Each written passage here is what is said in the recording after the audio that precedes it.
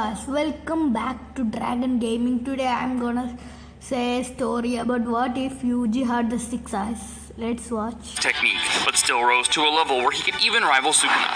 But what if Yuji was born with a broken ability like the other top tiers of the Jujutsu Kaisen universe? In today's video, let's explore how the Jujutsu Kaisen world would change if Yuji was born with the six eyes. Before we get into this theory, I'm sure two bearers of the six eyes can exist at the same time, and that's why it's especially significant when Gojo Satoru was born possessing both the six eyes and the limitless technique. So how does Yuji have them too? The answer is Kenjaku. We know that the six eyes have always been bound by the fate of the star plasma vessel, the human sacrifice destined to merge with Tengen and reset his immortality. The six eyes bearer was the designated guardian of that merger, and every time Kenjaku tried to get in his way, fate kept regenerating the six eyes. So Kenjaku pivoted to trying to seal six eyes users instead of killing them.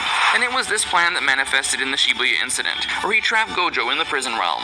In the timeline I'm exploring today, Kenjaku took a different approach to disrupting the Six Eyes' connection to Tengen, and the vessel for that plan was none other than Yuji Itadori. Originally, Kenjaku hijacked the body of Kaori Itadori, chose Jin Itadori as the father, and deliberately produced a child whose body could contain the King of Curses. But our theory adds a second layer to that plan that fits disturbingly well, with everything Kenjaku has ever done. What if Kenjaku engineered Yuji to be born with the six eyes specifically to break the fated connection between the six eyes, Tengen, and the star plasma vessel?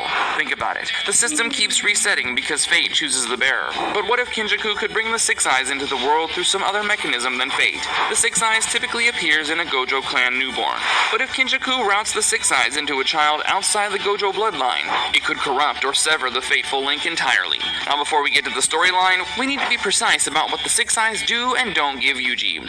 The six eyes technique is known to grant two core abilities. First, the bearer can see the flow of cursed energy in extreme detail, allowing them to read another sorcerer's technique just by watching the cursed energy move through their body. They can identify sorcerers by their unique cursed energy signature, and can perceive things at extreme ranges. And here's what makes it so broken.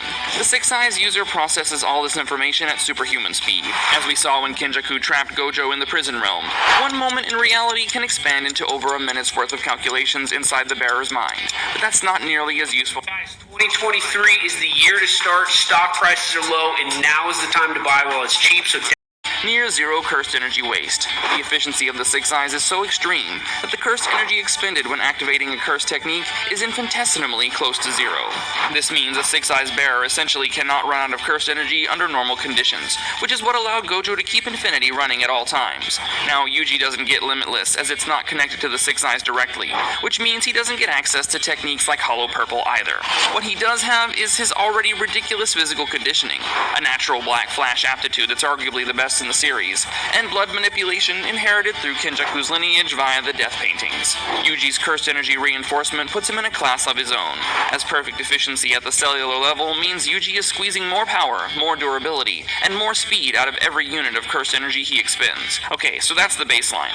Now let's walk through the story. We start off with the fearsome Wu mark, but the changes here are limited because Yuji still hasn't awakened his technique. But the moment he eats Sukuna's finger, Yuji starts experiencing cursed energy in a way no one around him can explain. He doesn't just feel the new energy integrate, he sees it. He can watch Sukuna's cursed energy move through his own nervous system like a map, and he intuitively understands that something ancient and immensely powerful is settling into his body. This gives Yuji significantly better early cursed energy control, as he can feel the edges of Sukuna's influence inside him. He can reinforce his own cursed energy output against Sukuna's intrusion more deliberately than in canon. But Sukuna still takes over during the Curse Womb incident, because the Six Eyes technique doesn't fix the experience gap. Sukuna's 400 plus years of battle intelligence in a body Yuji has had for 15 years. Better cursed energy control helps, but Yuji still lacks the trained instincts and raw technique depth to assert full dominance over the King of Curses. This becomes evident when Yuji is sent on his first mission in West Tokyo City alongside Megumi and Nobara. He unleashes Sukuna to take down the special grade curse, but fails to reclaim his body after the takeover. What changes is Yuji's awareness of the mechanism. In canon, the takeover feels alien, but here Yuji can almost see the seam. He knows where Sukuna's cursed energy is pressing against his own, and understands the nature of the cage the King of Curses is trapped in. And that changes everything about how he approaches every arc that follows. But the Six Eyes don't only make Yuji stronger, it makes his life much louder. The reason Gojo covers his eyes is to dull the flood of information that enters his brain all the time. As hospital hallways, school corridors, even ordinary city streets are stained with cursed energy residue his brain can't fully ignore. For someone as emotionally open as Yuji, that's a huge strain, because he's seeing fear, death, and malice in microscopic detail. and the first person to truly understand what that means is Gojo. In canon, Gojo looks at Yuji and sees a dangerous but promising vessel, but in this timeline he sees Yuji as a second boy carrying the same burden of perception he's lived with his entire life. That gives their student-teacher relationship a whole new dimension, because now Gojo isn't just teaching Yuji how to use cursed energy, he starts teaching Yuji how to filter the world, how to wear covered lenses or a hood, and how to keep overwhelming information from turning him cold. Things start to get interesting with the Mahito arc, because in canon, Yuji is one of the only characters who can hit back at Mahito's idol transfiguration. The early chase is not enough in the original timeline, because Yuji is reacting to Mahito's cursed energy movement rather than reading it. But with Six Eyes, that gap closes much further, as Yuji can see Mahito's cursed energy pattern changing in real time. The early hand-to-hand exchanges become much less one-sided, as Yuji is already anticipating what Mahito is about to do. That said, Junpei still dies, because his death was never about whether Yuji could beat Mahito in a fight. It's about whether Yuji reaches Junpei in time, and we know that's impossible since Mahito's transfiguration of Junpei was a split-second, deliberate act of cruelty, designed to specifically bypass Yuji's intervention. What does change is the aftermath. Yuji's rage in canon was already terrifying, but Six Eyes Yuji in that same moment is matching Mahito's soul flicker as it makes contact with Sukuna. Moving into the Kyoto Goodwill arc, this is where Yuji's potential begins crystallizing. Toto's mentorship helps Yuji awaken his combat rhythm and unleash the first Black Flash chain against Hanami. It's the arc where Yuji stops feeling like a body that Sukuna is borrowing and starts feeling like a sorcerer in his own right. But now that we have the Six Eyes in the mix, that process accelerates significantly. Toto teaches Yuji about the flow of cursed energy in combat and the importance of timing your output precisely with physical force. In canon, this is a revelation to Yuji, because he's been operating mostly on instinct and raw talent. But with Six Eyes, Yuji has been watching cursed energy flow since day one. Toto's lesson doesn't introduce him to the concept, it gives him the vocabulary to use what he's already seen. The Black Flash chain against Hanami hits much harder this time, and the cursed spirit is in serious danger of being stopped by a first-year student who technically shouldn't exist. Once Gojo arrives, he realizes that he didn't even need to fire that hollow purple at Hanami. The Kyoto event becomes the first moment he realizes Yuji is adapting the Six Eyes to a completely different fighting style. Gojo was born as a long-range monster built around Limitless, but Yuji is becoming a close combat expert with the same impossible perception. The death painting arc didn't hold much emotional weight until we realized that Chozo, Eso, and Keichizu are Yuji's biological older brothers through Kenjaku. The Six Eyes make that reveal feel eerie long before the story lays it out. Against Eso and Keichizu, Yuji starts noticing that their cursed energy has a strange familiarity to it, but not enough to solve the mystery on the spot. Then when Chozo enters the picture, that feeling sharpens. For a second, Yuji is looking at an enemy whose blood and cursed energy patterns echo something inside his own body. That makes the death painting arc more than a bridge between larger story beats. It becomes the first arc where the Six Eyes let Yuji sense family before he understands it. So when Chozo's later memories and brotherly instinct hit, Yuji realizes that it was already a pattern that he almost saw coming. But moving on from there, the Shibuya incident is the biggest butterfly effect in the entire theory. Because of one question it forces us to ask: what happens when Sukuna takes over a body with the Six Eyes? In canon, Sukuna's Shibuya rampage is already catastrophic, with Dismantle and Cleave carving through crowds. Now imagine Sukuna doing all of that, having those two earth-shattering fights with Mahoraga and Joko, while also having access to near-zero cursed energy waste. The amount of damage Sukuna inflicts rises exponentially, and this has heavy implications for Yuji's psyche. In canon, Yuji was scarred by the Shibuya massacre, but this time, once he regains control, he isn't only traumatized by what Sukuna did with his body. Yuji is haunted by how clearly he perceived those moments, and that makes his guilt in the aftermath even more crushing, because the Six Eyes deny him the mercy of Blur. On the other side of Shibuya, Gojo still gets sealed, which is practically destined to happen at this point. Six Eyes or not, Yuji can't stop what's already in motion at that scale, but the Shibuya incident ends with one critical additional variable. Why is my browser so slow? Let me try this app. Knows Yuji has the Six Eyes. The implications of that are enormous, especially for the likes of Tengen or the higher-ups of Jujutsu Society.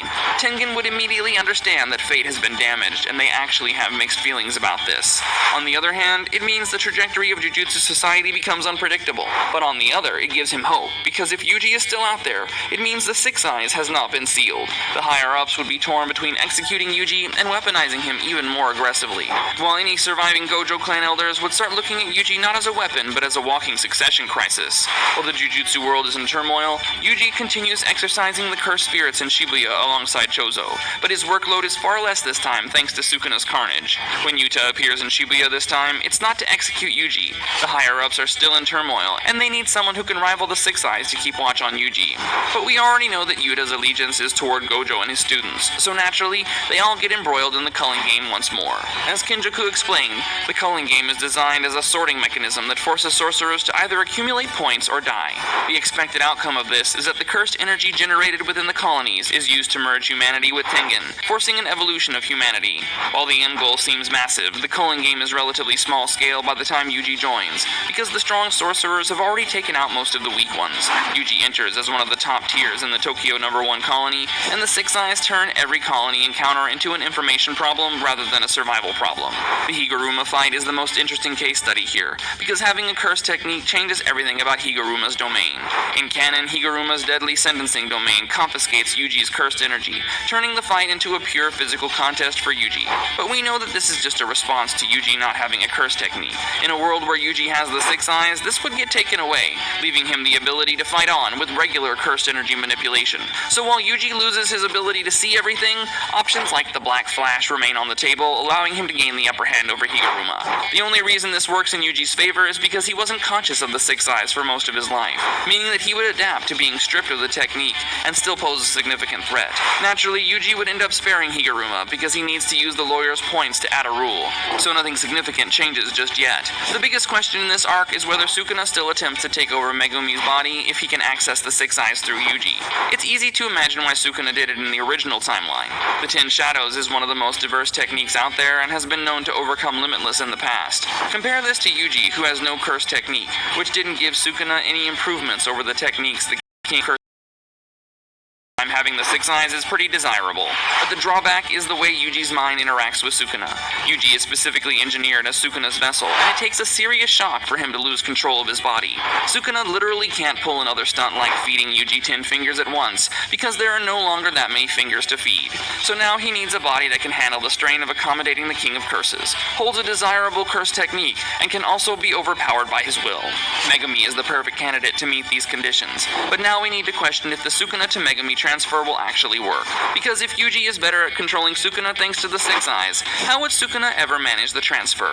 But again, we have a clear answer, because the transfer doesn't hinge on Yuji losing control. It hinges on Sukuna's timing, and the binding vow he makes with Yuji back when he's on the brink of death. Sukuna planned for the entirety of his tenure inside Yuji's body, and when he finally gets that 1 minute window of control, Yuji's abilities only make it easier for him to force feed a finger to Megumi. From this point onward, Sukuna launches his plan of gradually wearing away Megumi's control, starting with breaking his spirit by killing off Tsumiki.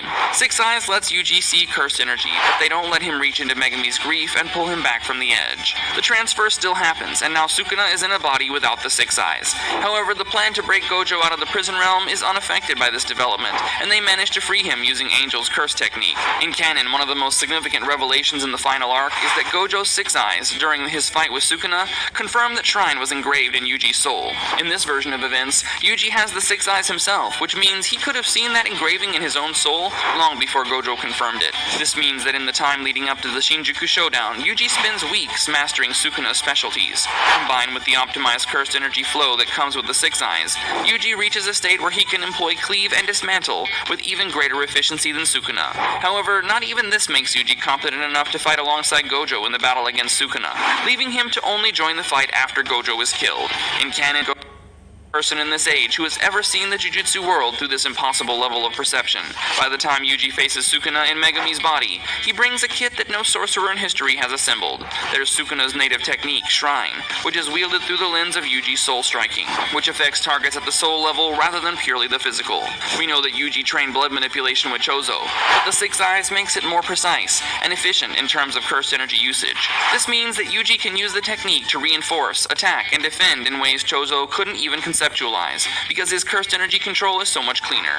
There's also factors like reverse curse technique, which allow him to recover in real time during that fight, and simple domain, which is used for neutralizing domain expansions that would otherwise dominate the fight. But the best synergy with the Six Eyes is Yuji's natural black flash affinity.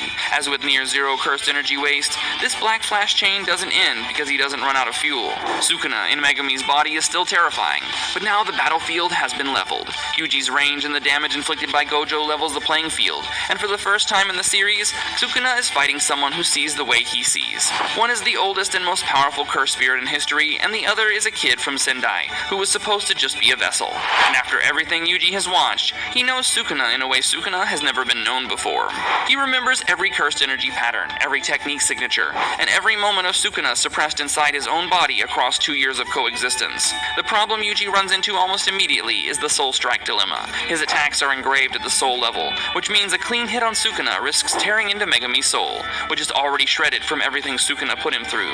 Every time Yuji lines up a soul level strike with Shrine, the Six Eyes shows him both souls occupying the same space. Yuji has to thread those strikes with surgical precision to hit Sukuna without finishing Megami. Sukuna knows this. He starts using Megami's soul as a buffer, deliberately surfacing its cursed energy signature to make Yuji hesitate. Sukuna's cruelty is overwhelming as he engages in psychological warfare with a body count attached. And it works, at least for a while, because Yuji can't stop seeing Megami in there. This means the end of the fight doesn't come from a finishing move, but rather when Yuji finds a window where Megami's soul is dim enough that a precise soul strike won't reach him, and Sukuna's cursed energy is exposed at the surface. And instead of a broad shrine technique, Yuji lands a black flash right at the seam. The same seam he first noticed inside his own body back in the fearsome womb arc, when he saw Sukuna's cursed energy pressing against his own. Kenjaku engineered Yuji to be the perfect vessel for the King of Curses. What he didn't account for is that the perfect vessel for Sukuna is also the perfect weapon against him, because no one in history has ever understood Ryomen Sukuna the way someone who carried him does. If you like this video, make sure to like and subscribe so you never miss another incredible Jujutsu Kaisen theory. Okay, thanks for watching.